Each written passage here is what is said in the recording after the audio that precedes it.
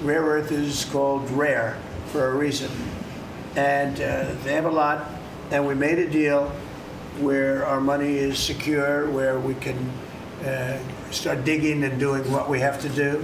It's also good for them because you'll have an American presence at the site, Chris, and the American presence will, I think, keep a lot of bad actors out of the country, or certainly out of the area where we're doing the digging. So we made a deal, and I assume they're going to honor the deal. When I came here, I said, how much money have we given to Ukraine? The real number is about $350 billion. It was done by Biden, and this is Biden's war. This isn't Trump's war. I'm trying to get out.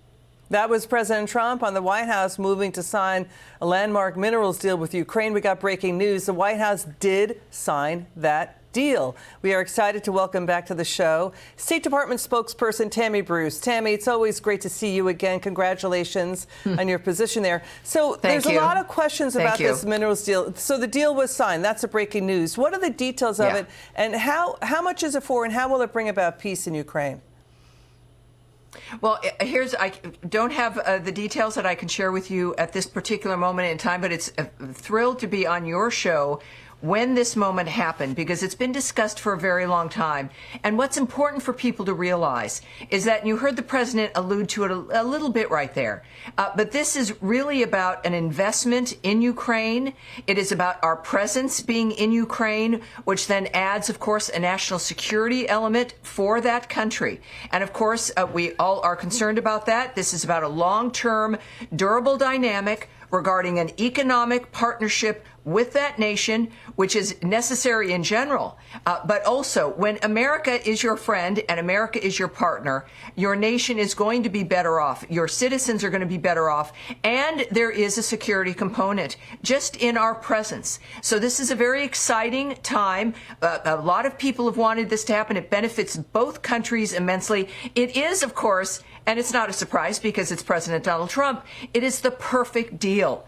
And in the midst of course, their work, President Trump's work, Secretary of State Marco Rubio's work for a ceasefire and to end the carnage that has been inflicted upon that country in the midst of this conflict with Russia. So it's a very exciting day. Okay, so what is Russia's response to it? Well, of course, as you've noted, this has just happened. I think that we would know that as Russia has not been, we've had a ceasefire that Ukraine agreed to. Russia certainly has not been behaving in a way that has indicated their seriousness. Secretary Rubio noted a few weeks ago at NATO that we were going to be looking at Russia based on their actions, not their words. And also just the other day, it was noted that in a few days, it would be a pivotal time based on now both countries, as the secretary has noted, have got to now deliver concrete plans for an end to this conflict. That is this next stage. That is the step we're taking here. And remember, this minerals deal is separate from from the war and from the negotiations for a ceasefire. This would have happened no matter what.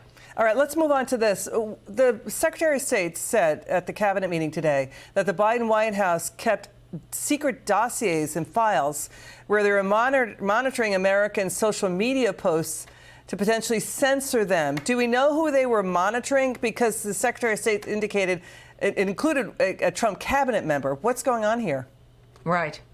Well, I think that there are some issues regarding privacy, of course, and if that person who was in the room would have opted to reveal him or herself, they would have done so. So I think that there are some privacy issues, but this is what was fascinating, Liz, about the dynamic of the bureaus and within bureaus and offices within offices.